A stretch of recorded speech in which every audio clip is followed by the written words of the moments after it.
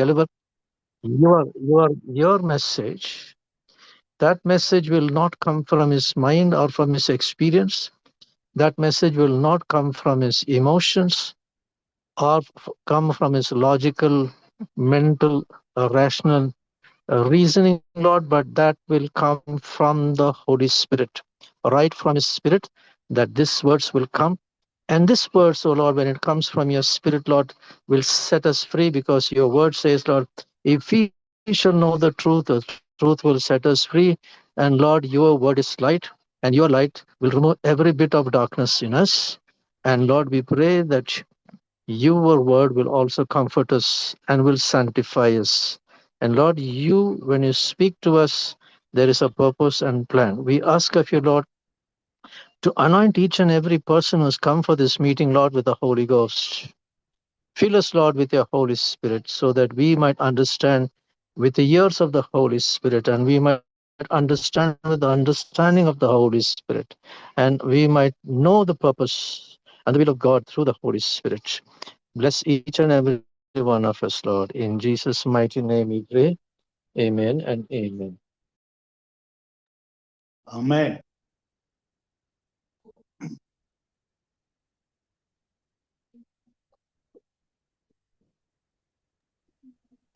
ನಮ್ಮನ್ನು ಪ್ರಾರ್ಥನೆಯಲ್ಲಿ ನಡೆಸಿದ ಹಿರಿಕರಿಗೆ ಧನ್ಯವಾದಗಳನ್ನು ಸಲ್ಲಿಸ್ತೇನೆ. ಈ ಒಂದು ಸಮಯದಲ್ಲಿ ಬೋಧಕರಾದ ಎಂ ರಾಜರವರು ವಿಶೇಷ ಗೀತೆಯ ಮೂಲಕ ಸಭಾಶಾಲೆ ಪಾಠವನ್ನ ಪ್ರಾರಂಭಿಸುವಂತವರಾಗಿದ್ದಾರೆ. ಹಿರಿಕರಾದ ಚಿನ್ನಪ್ಪ ಸಾತ್ವಿಕ್ ರವರು ವಿಶೇಷ ಗೀತೆಯನ್ನ ಹಾಡಬಹುದಾ? ಹಾಡ್ತೇನೆ. ಓಕೆ, ಒಂದೇ ನಿಮಿಷ.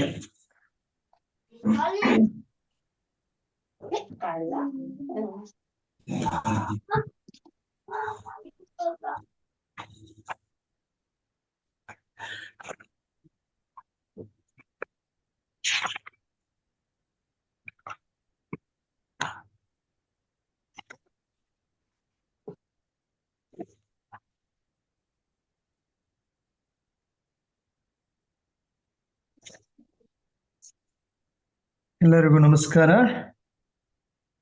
ನಾನಿವಾಗ ನಮ್ಮ ಸಭಾ ಸಂಗೀತಗಳು ಮತ್ತು ಕೀರ್ತನೆಗಳ ಪುಸ್ತಕದಲ್ಲಿ 414ನೆಯ ಕೀರ್ತನೆಯನ್ನ ನಾನು ದೇವರ ಒಂದು ಮಹಿಮೆಗೋಸ್ಕರ ಹಾಡುವನಿದ್ದೇನೆ. ಇದು ನಿಮ್ಮೆಲ್ಲರಿಗೂ ಗೊತ್ತಿದೆ, ಆದಾಗ್ಯೂ ಸಹ ನಾನು ಇದನ್ನ ಹಾಡ್ಲಿಕ್ಕೆ ಬಯಸ್ತಾ ಇದ್ದೇನೆ. ಹಾಡೋಣ, ಕೇಳಿಸ್ಕೋಣ. ಜಯಪ್ರದ ಯೇಸುವಿನ ಉತ್ಥಾನವು ಭಯ ಹರಿಸಿತು ಭುವಿಗಳ್.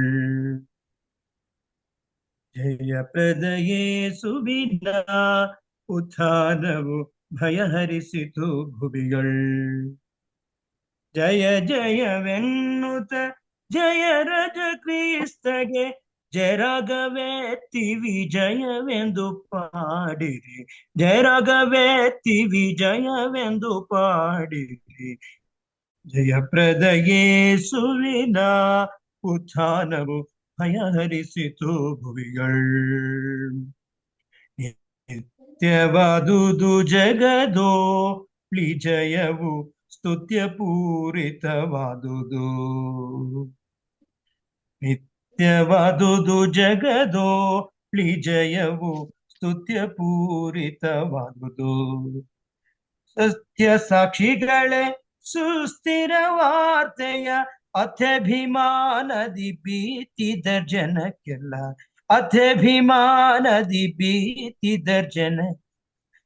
ಜಯಪ್ರದ ಯೇಸುವಿನ ಉತ್ಥಾನವು ಭಯ ಹರಿಸಿತು ಭುವಿಗಳ್. ಸರ್ವಸಭಾ ಮಂಡಲಿಯೊಡೆಯನು ಸರ್ವದಾ ಜೀವಿಪನು. ಸರ್ವಸಭಾ ಮಂಡಲಿಯೊಡೆಯನು ಸರ್ವದಾ ಜೀವಿಪನು. ಸರ್ವತ್ರ ಭಜಿಸಿರಿ ನಿರ್ಮಲ ಮೂರ್ತಿಯ. ಸರ್ವತ್ರ ಭಜಿಸಿರಿ ನಿರ್ಮಲ ಮೂರ್ತಿಯ. ಗರ್ವಿತ ಮರಣವ ಹರಿಸಿ ಬಿಟ್ಟನು ಶುಗ. ಗರ್ವಿತ ಮರಣವ ಹರಿಸಿ ಬಿಟ್ಟನು ಶುಗ. ಜಯಪ್ರದ ಯೇಸುವಿನ ಉತ್ಥಾನವು ಭಯಹರಿಸಿತು ಭುವಿಗಳ್. ವರ ಜಯಶಾಲಿಗಳ ನೀನಾಗಿಸು ಪುರುತರ ಪ್ರೇಮದಿಂದ. ವರ ಜಯಶಾಲಿಗಳ ನೀನಾಗಿಸು ಪುರುತರ ಪ್ರೇಮದಿಂದ. ಮರಣವದಿಲ್ಲದ ಪರಮ ನಿವಾಸದಿ, ಮರಣವದಿಲ್ಲದ ಪರಮ ನಿವಾಸದಿ ಗುರುವೆಮ್ಮ ಸೇರಿಸಿ ಪೊರೆಯೈದಯ. ಗುರುವೆಮ್ಮ ಸೇರಿಸಿ ಪೊರೆಯೈದಯಾಕ. ಜಯಪ್ರದ ಯೇಸುವಿನ ಉತ್ಥಾನವು ಭಯಹರಿಸಿತು ಭುವಿಗಳ್. ಜಯಪ್ರದ ಯೇಸುವಿನ ಉತ್ಥಾನವು ಭಯಹರಿಸಿತು ಭುವಿಗಳ್. ಆಮೆನ್. ಆಮೆನ್. ವಿಶೇಷ ಗೀತೆಯನ್ನ ಹಾಡಿದಂತ ಹಿರಿಕರಾದ ಚಿನ್ನಪ್ಪಾಂಕಲ್ರವರಿಗೆ ಹೃದಯಪೂರ್ವಕವಾದ ಧನ್ಯವಾದಗಳನ್ನ ಸಲ್ಲಿಸುವಂತೊಳಗಿದ್ದೇನೆ. ನಾವು ಈ ಒಂದು ತ್ರೈಮಾಸಿಕದಲ್ಲಿ ಕಲಿತಕ್ಕಂಥದ್ದು ಗಾಡ್ಸ್ ಲವ್ ಅಂಡ್ ಜಸ್ಟಿಸ್, ದೇವರ ಪ್ರೀತಿ ಮತ್ತು ನ್ಯಾಯ ವಿಷಯದಲ್ಲಿ ನಾವು ಈ ಒಂದು 2 ತಿಂಗಳ ಕಾಲದಿಂದ ಕಲಿಯುತ್ತಾ ಬಂದಿದ್ದೇವೆ. ಅವರು ನಮ್ಮ ಹಿರಿಯ ಬೋಧಕರಾದ ಎಂ ರಾಜುರವರು 9ನೇ ಪಾಠವನ್ನ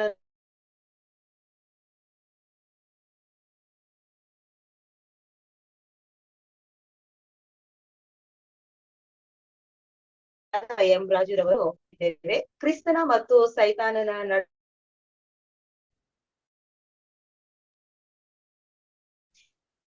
ಈಕೆಯ ಸಂತಾನ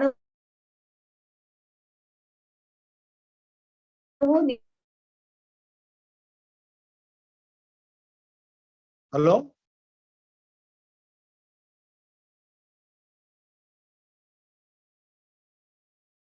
ಕೇಳಿಸ್ತಾ ಇದೆಯಾ? ಸೊ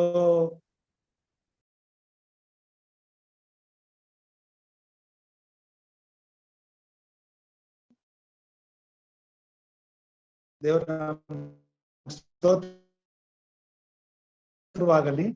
ಈ ತ್ರೈಮಾಸಿಕದ ಪಾಠದಲ್ಲಿ ಅನೇಕ ವಿಷಯಗಳನ್ನ ಕಲಿತಂತ ವಿಷಯಗಳನ್ನೇ ಮತ್ತೆ ಮತ್ತೆ ಕಲಿತಾ ಹೆಚ್ಚಿನವಾದಂತ ಒಂದು ಫಲವನ್ನು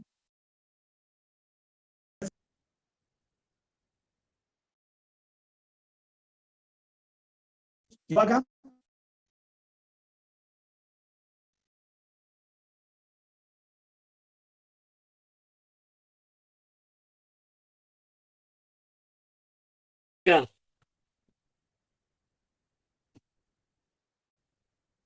ಅಷ್ಟೇ ಕೇಳಿಸುತ್ತೆ. ಈಗ ಮಾತಾಡಿದ್ರಾ? ಇವಾಗ ಕೇಳಿಸ್ತಾ ಇದೆಯಾ? ಹಾ, ಕೇಳಿಸ್ತಾ ಇದೆ. ಓಕೆ.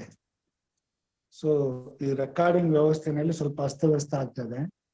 ಹಿಂಗಾಗಿ ನಾನು ಹೇಳೋದ್ರಲ್ಲಿ ಸ್ವಲ್ಪ ತೊಂದರೆಗಳಾಗ್ತವೆ. ಇವೆಲ್ಲ ಶೋಧನೆಗಳು, ಪ್ರಾಮುಖ್ಯವಾದಂತಹ ಸಂಗತಿಗಳನ್ನ ನಾವು ಕಲಿಯುವಾಗ ಈ ಹೋರಾಟ ಇದ್ದೇ ಇರ್ತದೆ. ಅದರ ಬಗ್ಗೆನೇ ಇವತ್ತು ನಾವು ಕಲಿತಕ್ಕಂಥವರಾಗಿದ್ದೇವೆ.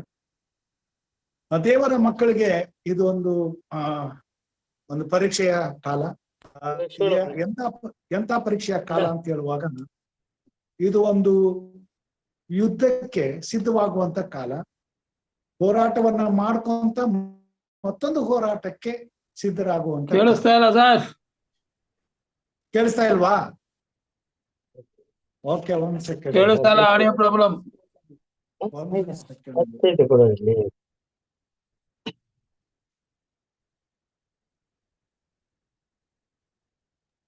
ವಿಡಿಯೋ ಆಫ್ ಮಾಡ್ಕೊಂಡ್ಬಿಡಿ ಸರ್, ವಿಡಿಯೋನ ಆಫ್ ಮಾಡ್ಕೊಳ್ಳಿ. ಓಕೆ, ವಿಡಿಯೋ ಮಾಡ್ತೀನಿ ನೋಡಿ. ಇವಾಗ ಕೇಳಿಸ್ತಾ ಇದೆಯಾ? ಕೇಳಿಸ್ತಾ ಇದೆ, ಕೇಳಿಸ್ತಾ ಇದೆ. ಕೇಳಿಸ್ತಾ ಇದೆಯಾ?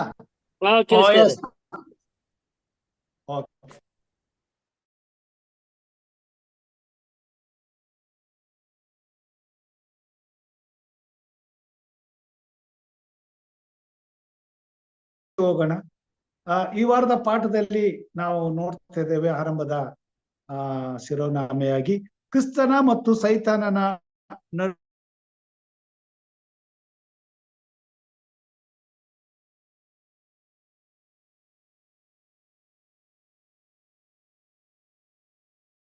ತಲೆ ಬಂದಿದ್ದೇವೆ. ಆದ್ರೂ ಕೂಡ ಮತ್ತೊಮ್ಮೆ ಈ ವಿಷಯದಲ್ಲಿ ಕಲಿಯುವಂತ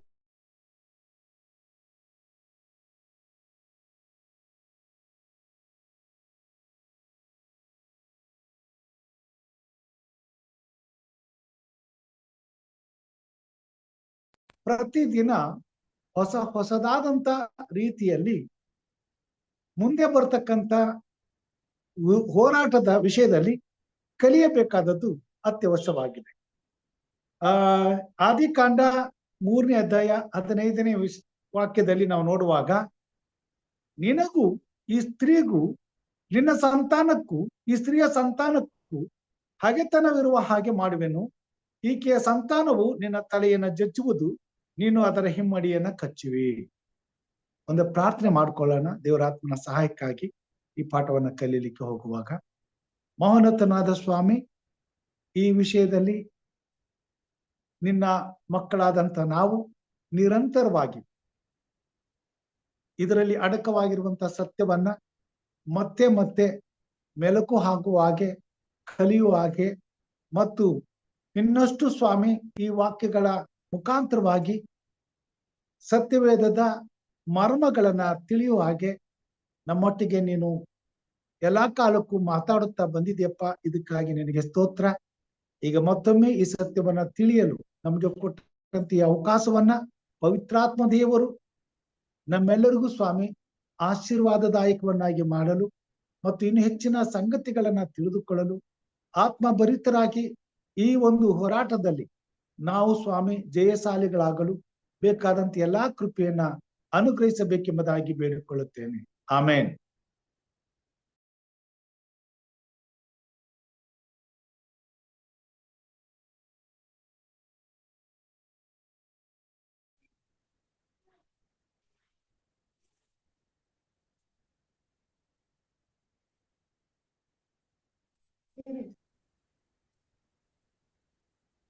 ಬಾಗಿಲು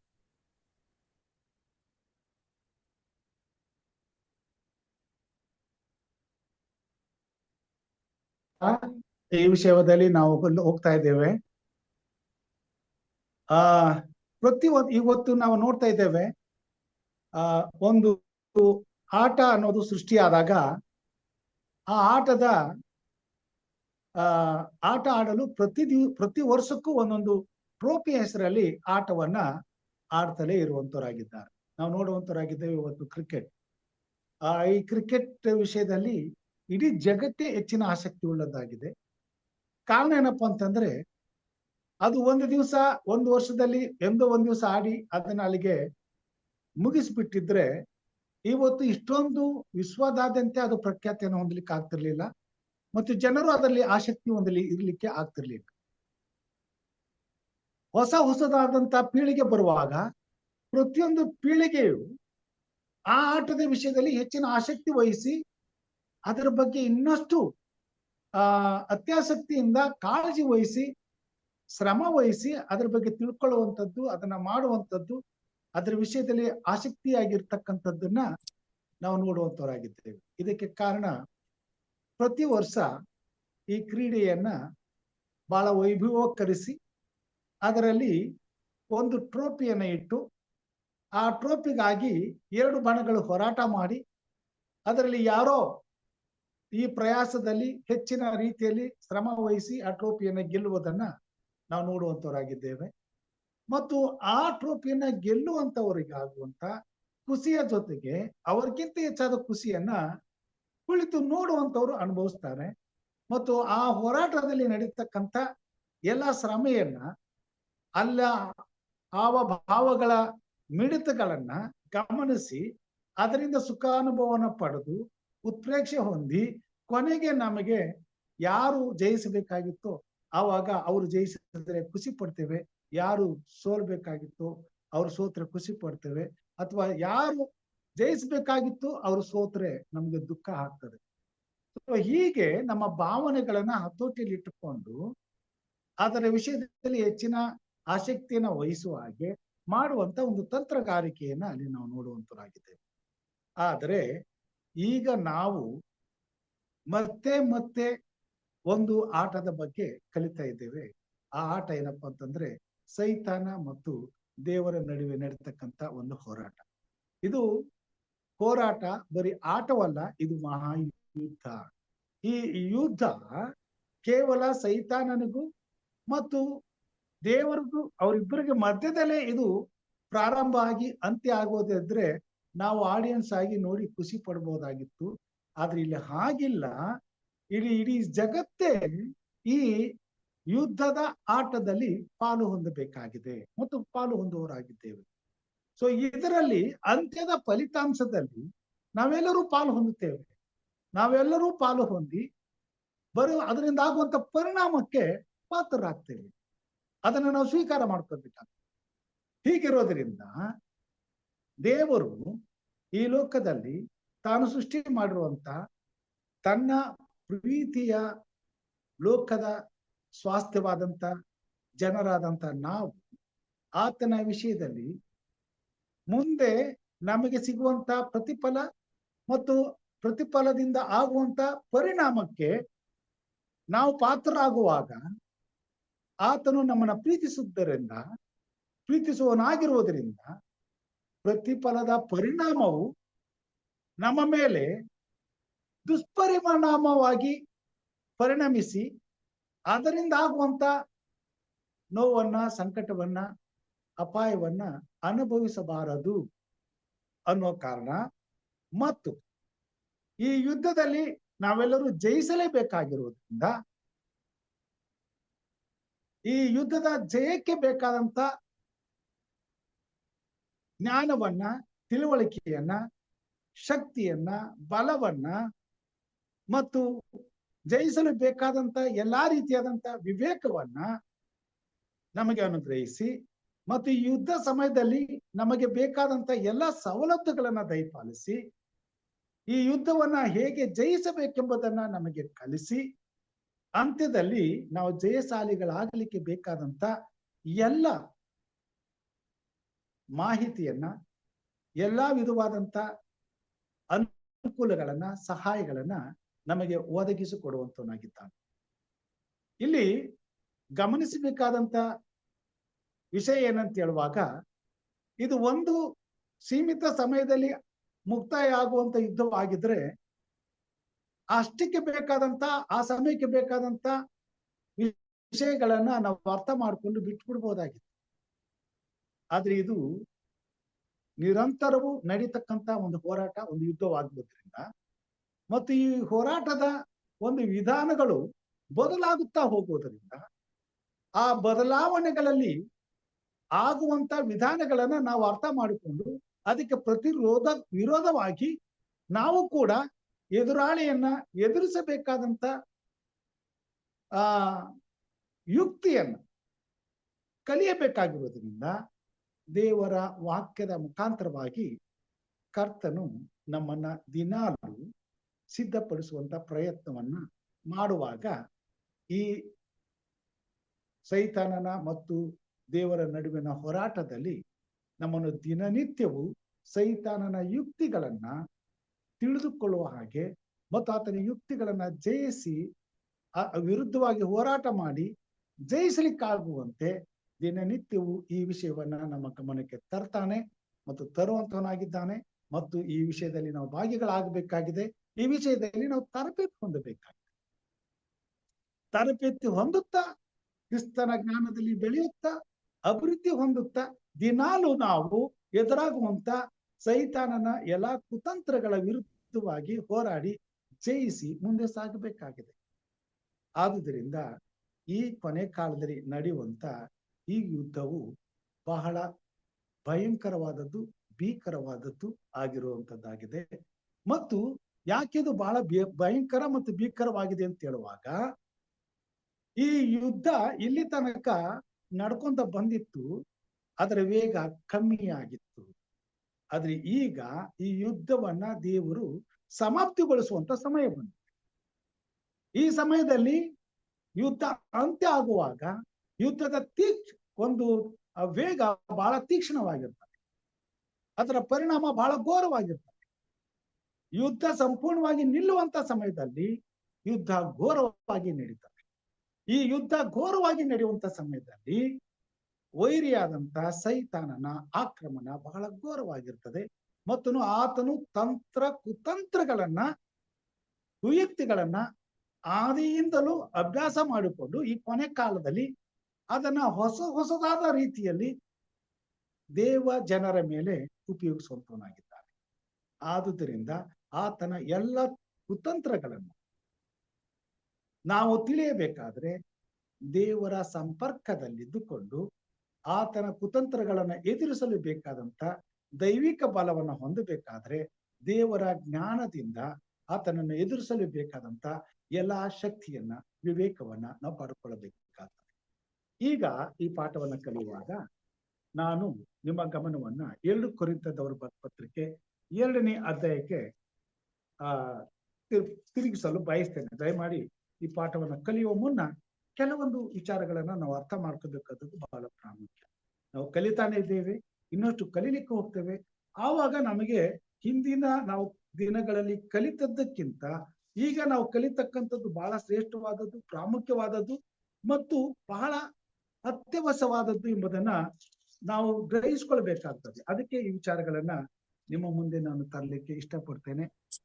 2 ಕೊರಿಂಥದವರ ಪತ್ರಿಕೆ 2ನೇ ಅಧ್ಯಾಯ 10ನೇ ವಚನ. ನೀವು ಯಾರಿಗೆ ಯಾವುದನ್ನು ಮನ್ನಿಸುತ್ತೀರೋ ನಾನು ಸಹ ಮನ್ನಿಸುತ್ತೇನೆ. ನಾನು ಯಾವುದನ್ನಾದರೂ ಮನ್ನಿಸಿದರೆ ಕ್ರಿಸ್ತನ ಸನ್ನಿಧಾನದಲ್ಲಿ ನಿಮ್ಮ ನಿಮಿತ್ತವೇ ಮನ್ನಿಸಿದೆನು. ಸೈತಾನನು ನಮ್ಮನ್ನು ವಂಚಿಸಿ ನಷ್ಟಪಡಿಸಬಾರದು. ಆತನ ಯೋಚನೆಗಳನ್ನು ನಾವು ಅರಿಯದವರಲ್ಲವಲ್ಲ. ಇದು ಬಹಳ ಪ್ರಾಮುಖ್ಯವಾದಂತ ಭಾಗವಾಗಿದೆ. ಇದನ್ನ ನಾವು ಗ್ರಹಿಸ್ಕೋಬೇಕು. ಸೈತಾನನು ದಿನದಿಂದ ದಿನಕ್ಕೆ ತನ್ನ ಕುತಂತ್ರದ ಯುಕ್ತಿಗಳನ್ನ ಬದಲಾಯಿಸುತ್ತಾ ಈ ಭೂಮಿ ಮೇಲೆ ದೇವ ಜನರ ಮೇಲೆ ಆಕ್ರಮಣ ಮಾಡುತ್ತಾ ಹೋಗುವಾಗ ಅದಕ್ಕೆ ಪ್ರತಿರೋಧವಾಗಿ ನಾವು ದಿನನಿತ್ಯಲೂ ಹೋರಾಟ ಮಾಡ್ತಾ ಇರೋದ್ರಿಂದ ದಿನನಿತ್ಯಲೂ ನಾವು ಜಯಿಸಬೇಕಾಗಿದೆ. ಜಯಿಸದೆ ಹೋದ್ರೆ ಆವತ್ತು ನಮ್ಮ ಅಂತ್ಯ ಆಗ್ತದೆ. ಆತ್ಮಿಕವಾದಂತ ಸ್ಥಿತಿಗೆ ಅಂತ್ಯ ಆಗ್ತದೆ, ಅಥವಾ ದೈಹಿಕವಾದಂತ ಸ್ಥಿತಿಗೆ ಅಂತ್ಯ ಆಗ್ತದೆ. ಸೊ ಈ ಆತ್ಮಿಕ, ದೈಹಿಕ, ಮಾನಸಿಕ ಸ್ಥಿತಿಗತಿಗಳಲ್ಲಿ ನಾವು ಸಂಪೂರ್ಣವಾಗಿ ಜೀವಿಸಬೇಕಾದ್ರೆ ದಿನನಿತ್ಯವೂ ಈ ಸೈತಾನನ ಜೊತೆ ನಡೀತಿರುವಂತ ಈ ಹೋರಾಟದಲ್ಲಿ ನಾವು ಜಯಿಸಾಲೆಗಳಾಗಬೇಕಾಗ್ತದೆ. ಆದುದರಿಂದ ನಾವು ದಿನನಿತ್ಯದ ಹೋರಾಟ ಇದಾಗಿದ್ದು ಈ ಕೊನೆ ಕಾಲದ ಅಂತ್ಯದ ತೀಕ್ಷ್ಣವಾಗಿರುವಂತ ಸಮಯದಲ್ಲಿ ಇದರ ಭಯಂಕರತೆಯನ್ನು ನಾವು ಅರ್ಥ ಮಾಡಿಕೊಂಡು ಅದಕ್ಕೆ ಸಿದ್ಧವಾಗಬೇಕಾಗಿದೆ. ಆ ಹೋರಾಟದಲ್ಲಿ ನಾವು ಪಾಲು ಹೊಂದಲು ಸಮರ್ಥರಾಗಬೇಕು. ಈ ಕಾರಣದಿಂದ ಮತ್ತೆ ಈ ವಿಷಯವನ್ನ ನಾವು ವಿಮರ್ಶೆ ಮಾಡುತ್ತಾ, ಕಲಿಯುತ್ತಾ, ಪ್ರಾಕ್ಟೀಸ್ ಮಾಡುತ್ತಾ ಸೈತಾನನ ಹಾಕುವಂತ ಪ್ರತಿಯೊಂದು ವಿಧವಾದಂತ ಆತನ ವಿರೋಧವಾದಂತ ಆಕ್ರಮಣವನ್ನ ಎದುರಿಸಿ ನಾವು ಉಳಿಯುತ್ತಾ ಮತ್ತು ಜಯಶಾಲಿಗಳಾಗುತ್ತಾ ನಾವು ಕೊನೆಯವರೆಗೂ ಈ ಹೋರಾಟದಲ್ಲಿ ಸಂಪೂರ್ಣವಾಗಿ ಹೋರಾಡುತ್ತಾ ಕೊನೆಯ ಜಯವನ್ನ ಹೊಂದುವುದಕ್ಕಾಗಿ ಈ ಪಾಠವನ್ನ ನಾವು ಕಲೀಲೇಬೇಕಾಗಿದೆ. ಕೆಲವರಿಗೆ ಇದೇನಪ್ಪ, ಇದು ಪ್ರತಿ ಸಾರಿ ಇದೇ ವಿಷಯಗಳನ್ನ ಓದ್ತೀವಿ, ಅದರಲ್ಲಿ ಏನ್ ಮಹತ್ವ? ಆದಿಕಾಂಡ 3ನೇ ಅಧ್ಯಾಯ 15ನೇ ವಚನದಲ್ಲಿ ಇದ್ರ ಬಗ್ಗೆ ನಮಗ್ ಗೊತ್ತು. ಆದಾಮ ಪಾಪ ಮಾಡಿದ್ನು, ಆದಾಮನಿಗೆ ಶಾಪ ಬಂತು, ಅಲ್ಲಿ ಸ್ತ್ರೀಗೂ ಸರ್ಪಕ್ಕೂ ದೇವ್ರ ಶಾಪ ಕೊಟ್ಟ. ಅದು ಪ್ರವಾದನೆಗಳಿವೆ, ಆ ಪ್ರವಾದನೆ ನೆರವೇರ್ತಾ ಇದೆ, ಅದನ್ನ ಕಲಿತಾ ಇದ್ದೇವೆ. ಇದನ್ನ ಮತ್ತೆ ಕಲಿಯೋದ್ರಿಂದ ಏನು ಲಾಭ? ಇದಕ್ಕಾಕೆ ನಾವು ತಲೆ ಕೆಡಿಸ್ಕೋಬೇಕು? ಅಥವಾ ಅದರ ಬಗ್ಗೆ ಆಸಕ್ತಿನೇ ತೋರದೆ ಸುಮ್ಮನಾಗಬಹುದು. ಆದ್ರೆ ಆ ರೀತಿ ಅಂದ್ಕೊಳ್ಳೋದು ನಮ್ಮ ದಡತನ ಮತ್ತು ನಮ್ಮ ಬೇಜವಾಬ್ದಾರಿಕೆ. ಯಾಕಂತಂದ್ರೆ ಈ ಕೊನೆ ಕಾಲದಲ್ಲಿ ದೇವರು ಉದ್ದೇಶವಿಲ್ಲದೆ ತನ್ನ ಸಭೆಗೆ ಈ ಸತ್ಯವನ್ನ ಮತ್ತೆ ತಿಳಿಸ್ಲಿಕ್ಕೆ ಯೋಚನೆ ಮಾಡ್ತಾ ಇರೋದು ಸುಮ್ಗೆ ಅಲ್ಲ. ಇದು ನಮ್ಮೆಲ್ಲರ ರಕ್ಷಣೆಗಾಗಿ, ಉಳಿವಿಗಾಗಿ, ನಿತ್ಯ ಜೀವಿತ ಬಾಧ್ಯತೆಗಾಗಿ ದೇವರು ನಮಗಾಗಿ ಮಾಡುತ್ತಿರುವಂತ ಉಪಕಾರ ಎಂಬುದನ್ನ ನಾವು ಅರ್ಥ ಮಾಡ್ಕೊಳ್ಬೇಕಾಗಿದೆ. ಅದಕ್ಕಾಗಿ ನಾವು ನಮ್ಮ ರಕ್ಷಣೆಯನ್ನ, ಕಾಪಾಡುವಿಕೆಯನ್ನ ನಾವು ಉಳಿಸ್ಕೊಳ್ಳೋದಕ್ಕೋಸ್ಕರ, ನಾವು ರಕ್ಷಿಸಲ್ಪಡುವುದಕ್ಕೋಸ್ಕರ, ನಾವು ಎದುರು ನೋಡ್ತಿರುವಂತ ನಮ್ಮ ನಿರೀಕ್ಷೆಯಲ್ಲಿ ನಾವು ಆ ಸಂಪೂರ್ಣವಾದಂತ ಜಯವನ್ನ ಸಾಧಿಸಬೇಕಾದ್ರೆ ದೇವರು ಮಾಡಿರುವಂತ ಈ ಯೋಜನೆಯಲ್ಲಿ ನಾವು ಅತ್ಯಾಸಕ್ತಿಯಿಂದ, ಕಾಳಜಿಯಿಂದ ನಮ್ಮನ್ನ ನಾವು ಒಪ್ಪಿಸಿಕೊಡುವುದು ಬಹಳ ಅತ್ಯವಶ್ಯವಾಗಿದೆ.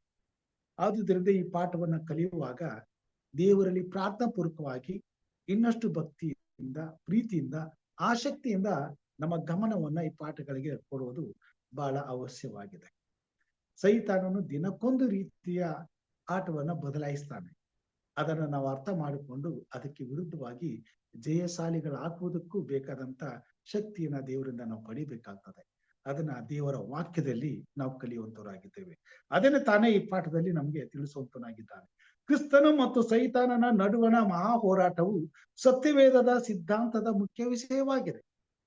ಪರಲೋಕದಲ್ಲಿ ದೇವರಿಗೆ ವಿರುದ್ಧವಾಗಿ ದಂಗೆ ಎದ್ದು ಅಲ್ಲಿಂದ ದೊಬ್ಬಲ್ಪಟ್ಟ ಸೈತಾನನು ಹಾಗೂ ಅವನ ಕೆಟ್ಟ ದೂತರು ಮತ್ತು ಕ್ರಿಸ್ತನ ನಡುವಣ ಈ ಹೋರಾಟವು ಸತ್ಯವೇದದ ಮುಖ್ಯ ಉದ್ದೇಶವಾಗಿದ್ದರೂ ಕ್ರಿಸ್ತನಲ್ಲಿ ಅನೇಕರು ಈ ಸತ್ಯವನ್ನು ತಿರಸ್ಕರಿಸಿದ್ದಾರೆ ಅಥವಾ ನಿರ್ಲಕ್ಷಿಸುತ್ತಿದ್ದಾರೆ. ಅಪಾಯ ಬಂದಿರುವುದು ಇಲ್ಲಿ ದೇವರ ವಾಕ್ಯವನ್ನ ಓದುತ್ತಿದ್ದವರು, ಕೇಳ್ತಿದ್ದವರು, ಆಸಕ್ತಿಯಿಂದ ದೇವರ ವಾಕ್ಯವನ್ನ ಗಮನಿಸ್ತಿದ್ದವರು, ದೇವರ ಜೊತೆಗೆ ಹೆಜ್ಜೆಯನ್ನಿಟ್ಟು ನಡೀತಿದ್ದವರು ಕೂಡ ಈ ಅಂತ್ಯದ ಸಮಯದಲ್ಲಿ ನಿರ್ಲಕ್ಷ್ಯ ಭಾವದಿಂದ ತಮ್ಮ ರಕ್ಷಣೆಯನ್ನ ಕಳೆದುಕೊಳ್ಳುವಂತ ಅಪಾಯವಿದೆ. ಆ ರೀತಿ ಬಾಲನ ಹಾಕ್ತಾನೆ. ಆ ರೀತಿ ಯುಕ್ತಿಯಿಂದ ನಮ್ಮ ಜೊತೆನೆ ನಡ್ಕೊಳ್ತಾನೆ. ಈಗ ಅದನ್ನ ಅರ್ಥ ಮಾಡ್ಕೊಂಡ್ರೆ ಮಾತ್ರ ನಾವು ನಿಜವಾಗಲೂ ಜಯಶಾಲಿಗಳಾಗ್ಲಿಕ್ಕೆ ಸಾಧ್ಯ. ಆದುದರಿಂದ ಈ ಕೊನೆ ಸಮಯದಲ್ಲಿ ದೇವರನ್ನ ಪ್ರೀತಿಸುವಂತ ಜನರು, ದೇವರ ಆದುಕೊಂಡಂತ ಜನರು, ದೇವರ ವಿಷಯದಲ್ಲಿ ರಕ್ಷಣೆಯ ಜಾಗೃತಿಯಿಂದ ನಿತ್ಯ ಜೀವಕ್ಕಾಗಿ ಪ್ರಯಾಸ ಪಡುತ್ತಾ ಕ್ರಿಸ್ತನ ಜೊತೆಯಲ್ಲಿ ಹೋರಾಟ ಮಾಡ್ತಿರುವಂತ ದೇವರ ಮಕ್ಕಳಾದಂತ ನಾವು ಆ ನಿರಂತರವಾದಂತ ಹೋರಾಟದಲ್ಲಿ ಜಯಿಸಬೇಕಾದಂತ ಜಯವನ್ನ ಅಂತ್ಯದಲ್ಲಿ ವಿಜಯಶಾಲಿಗಳಾಗಿ ದೇವರ ಸನ್ನಿಧಾನದಲ್ಲಿ ನಾವು ಪಡೆದು ಆ ನಿತ್ಯ ಜೀವದ ಟ್ರೋಫಿಯನ್ನ ಕೈಯಲ್ಲಿ ಹಿಡ್ಕೊಂಡು ಸಂಭ್ರಮಿಸಬೇಕಾದ್ರೆ ಈ ಪಾಠದ ಈ ವಿಷಯದಲ್ಲಿ ನಾವು ಅತ್ಯಾಸಕ್ತಿಯಿಂದ ಧ್ಯಾನ ಮಾಡುತ್ತಾ, ಕಲಿಯುತ್ತಾ, ದೇವರ ಆತ್ಮನ ಬಲದಿಂದ ಬೆಳೆಯುತ್ತಾ ಸಾಗಬೇಕಾಗಿದೆ. ಇಲ್ಲದವಾದರೆ ಸೈತಾನನು ನಮ್ಮನ್ನು ವಂಚಿಸಿ ನಮ್ಮ ಆತ್ಮವನ್ನು ನಷ್ಟಪಡಿಸುವುದು ಆತನಿಗೆ ಬಹಳ ಸುಲಭದ ಸಂಗತಿಯಾಗ್ತದೆ. ಆದುದರಿಂದ ಈ ಪಾಠವನ್ನ ನಾವು ಕಲಿಬೇಕಾದದ್ದು ಬಹಳ ಅವಶ್ಯವಾಗಿದೆ. ಈ ಮಹಾ ಹೋರಾಟದಲ್ಲಿ ಸೈತಾನನು ಹಾಗೂ ಅವನ ಕೆಟ್ಟ ದೂತರು ದೇವರ ರಾಜ್ಯವನ್ನು ವಿರೋಧಿಸುತ್ತಿದ್ದಾರೆ. ಇದನ್ನು ನಾವು ಯಾವತ್ತೂ ಗಮನದಲ್ಲಿ ಇಟ್ಕೊಳ್ಬೇಕು. ದೇವರು ನಮಗೆ ವಾಗ್ದಾನ ಮಾಡಿರ್ತಕ್ಕಂಥದ್ದು ಆತನ ಶಾಶ್ವತವಾದ ನಿತ್ಯವಾದಂತ ರಾಜ್ಯ. ಈ ರಾಜ್ಯ ಈ ಲೋಕದಲ್ಲಿ ದೇವರ ಚಿತ್ತದ ಪ್ರಕಾರವಾಗಿ ಸಂಪೂರ್ಣವಾಗಿ ಸಿದ್ಧಿಗೆ ಬಂದಾಗ ಆ ರಾಜ್ಯದಲ್ಲಿ ಆ ರಾಜ್ಯವನ್ನು ನಿರೀಕ್ಷಿಸುವಂತ ನಾನು ಮತ್ತು ನೀವು ಅಲ್ಲಿರ್ಲಿಕ್ಕೆ ಸಾಧ್ಯ. ಆದ್ರೆ ಆ ರಾಜ್ಯವನ್ನ ಈ ಲೋಕದಲ್ಲಿ ದೇವರ ಚಿತ್ತದಂತೆ ನೆರವೇರುವುದಕ್ಕೆ ಸೈತಾನನು ನಿರಂತರವಾಗಿ ಹೋರಾಟ ಮಾಡ್ತಿದ್ದಾನೆ, ವಿರೋಧಿಸ್ತಿದ್ದಾನೆ. ಇದು ನಮಗೆ ಗಮನದಲ್ಲಿರಬೇಕು. ಆತನು ಎಂದೂ ಕೂಡ ಈ ತನ್ನ ಹೋರಾಟವನ್ನ ನಿಲ್ಲಿಸೋದಿಲ್ಲ. ಈ ಲೋಕದ ಅಂತ್ಯ ಆಗೋ ತನಕ ಆ ಹೋರಾಟ ನಿಶ್ಚಯವಾಗಿ ನಿರಂತರವಾಗಿ ನಡೀತದೆ ಮತ್ತು ಕೊನೆ ಕಾಲಕ್ಕೆ ಬಂದಾಗ ಯುದ್ಧ ಬಹಳ ತೀಕ್ಷ್ಣವಾಗಿರ್ತದೆ.